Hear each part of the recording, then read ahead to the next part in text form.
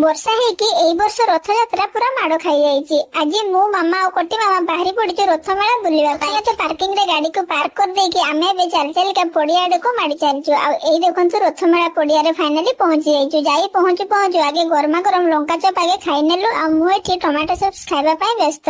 ତାପରେ ତ ଏଇ ଦେଖନ୍ତୁ ଆଇସ୍କ୍ରିମ ଗାଡିଟାକୁ ଦେଖିକି କାନ୍ଦି କାନ୍ଦି ମୁଁ ଉଚ୍ଛନ୍ନ ହେଇ ପଡିଲି। କୋଟି ମାମା ମତେ କାଖେଇକି ବୁଝଉଥିଲେ ଆଇସ୍କ୍ରିମ ଖାଇବ ନାହିଁ ବୋଲି, କାହିଁକି ମତେ ଥଣ୍ଡା ଆଉ ଜ୍ୱର ହେଇଛି। ଆମେ ଆସିକି ଏବେ ପହଞ୍ଚି ଯାଇଛୁ ମାଉସୀ ବାଡିଙ୍କ ପାଖରେ। ଆଉ ଏବେ ଶ୍ରୀ ଜଗନ୍ନାଥଙ୍କର ପହଣ୍ଡି ବିଜେ ହଉଛି। ଦୂରରୁ ଥାଇକି ଆମେ ପହଣ୍ଡି ବିଜେ ମଧ୍ୟ ଦେଖିନେଲୁ। ଚାଲି ଚାଲିକା ବହୁତ ହି ଥକି ଯାଇଥିଲି, ସେଥିପାଇଁ ମାମା ମତେ ଏପଟେ କାଖ କରିଥିଲେ। ଆଉ ଏଇ ଦେଖନ୍ତୁ ଏଇ ଯୋଉ ଗାଡିଟା ଏଇଟା ମୁଁ କିଣିଛି, ଆଉ ତା ସହିତ କିଣିଛି ଗୋଟେ ବେକ ହଲଉଥିବା କୁକୁରଟି।